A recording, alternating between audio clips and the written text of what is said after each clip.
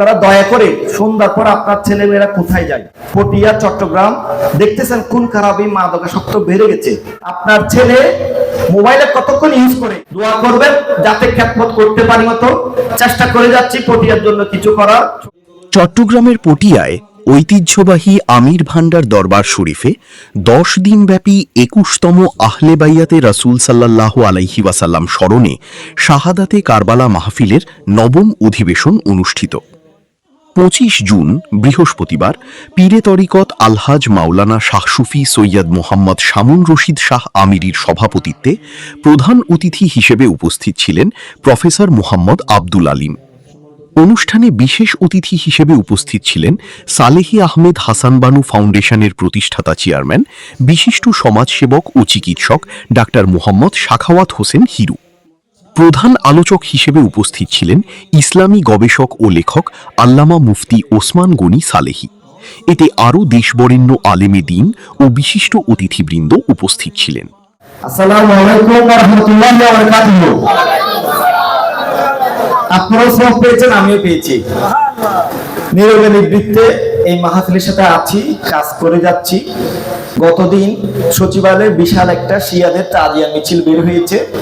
আমাদের মোহাম্মদপুরে ঢাকা কাদেরিয়া মাদ্রাসার হুজুরা আছে, ওইখানে 3 দিন ব্যাপী আপনার আলোচনা হয়।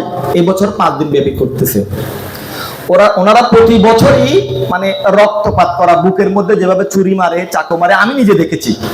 আমার যেহেতু মোহাম্মদপুরের বাসা, এই 10 দিন ব্যাপী সেখানে বিহারি ক্যাম্প আছে, তারা ব্লেড দিয়ে পর্যন্ত শরীরের মধ্যে রক্তপাত করে, কিন্তু এটা ইসলাম বলে নাই। কিন্তু যত কিছু বড় ধরনের চর্চা হয়েছে সবগুলোই চিটাং থেকে। এই যে সুহাদায়ে কারবালা মাহফিল আল্লামা জালালউদ্দিন আল কাদেরী এই বছর 41তম জমিয়তুল ফালাহ চলতেছে। সেটা ধারাবাহিকতায় এই আমিরুল আউলিয়া আমির ভান্ডার দরবার শরীফ প্রাঙ্গণে এই বছর সহ 21তম পালন হচ্ছে।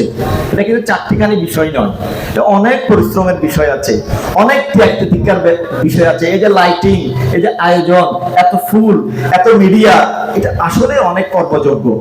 পঞ্চমবারের মতো আল্লাহ আমাদেরকে সেবা করার সুযোগ দিয়েছে এখানে অতিথি হওয়ার জন্য। এই পাশে একটা মাদ্রাসা রয়েছে, আমিরুল আউলিয়া মাদ্রাসা। আমরা প্রতি বছরে ওয়াজ নসিহত শুনি। জশ্নে জুলুসও এই চট্টগ্রাম জমিন থেকে বের হয়েছে, সেটা সারা বিশ্বব্যাপী চলতেছে। এই সুহাদায়ে কারবালা মাহফিল চট্টগ্রাম ভূমি থেকে চালু হয়েছে, সারা বিশ্বব্যাপী আজকে রোল মডেল হিসেবে হচ্ছে। কিন্তু এটা হলে তো হবে না, পাশে একটা শিক্ষা প্রতিষ্ঠান রয়েছে, আপনারা একটু দেখবেন। এটা যদি যত বেশি মজবুত হয়, এই দরবারের আলোচনা সারা বিশ্বব্যাপী এই যে যারা প্রতিষ্ঠান থেকে বের হবে মাদ্রাসা ছাত্র ছাত্রীরা, তারাই আলোকিত করবে। আপনারা দয়া করে সন্ধ্যার পর আপনার ছেলেমেয়েরা কোথায় যায়? পটিয়া, চট্টগ্রাম, দেখতেছেন কোন খারাপই মাদকাসক্ত বেড়ে গেছে। আপনার ছেলে মোবাইলে কতক্ষণ ইউজ করে। আমি একটা কথা বলে শেষ করব। 1989 সালে ক্লাস 5-এ যখন আমি পড়ি, 90 সালে যখন 6-এ ভর্তি হই, তখন আমি আমিরুল আউলিয়া আসতাম উরুস মোবারকের সময়।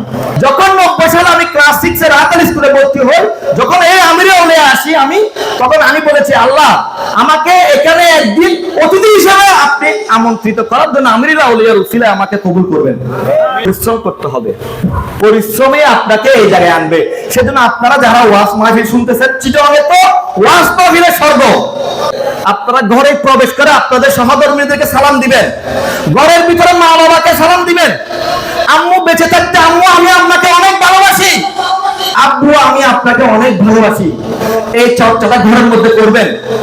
আপনার ছেলে মেয়েদের 5টা ছেলে মেয়ে থাকলে সবাই সমান ইনকামজীবী হয় না, সবাই ডাক্তার, ইঞ্জিনিয়ার, অ্যাডভোকেট হয় না।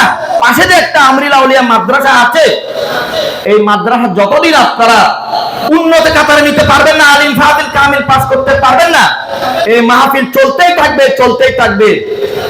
আমাদের দূরদর্শিতার অভাব। আপনার ঘরের মধ্যে একটা মেধাবী ছাত্র আছে, এটাকে পৃষ্ঠপোষকতার উপরে নিয়ে যেতে হবে। তবে এই মাহফিলের আরো দিন দিন হাজার হাজার একটা ছেলে যদি আপনি বানাতে পারেন, সে দেখবে যাতে 1 কলমের কোথায় 1 কোটি 2 কোটি 3 কোটি বরাদ্দ দিয়ে দিচ্ছে। সেজন্য আমাদেরকে পরিশ্রম করতে হবে।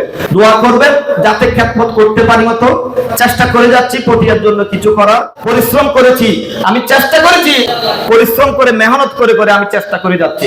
শুধু দোয়া কামনা করতেছি, এই দরবারের সাথে আছি, আল্লাহ যেন কবুল করে আরো বেশি কিছু করতে পারি মতো। সবার সুস্বাস্থ্য কামনা করছি, এই মাহফিলের শতভাগ সফলতা কামনা করে শেষ করছি। আসসালামু আলাইকুম ওয়া রাহমাতুল্লাহি ওয়া বারাকাতুহু।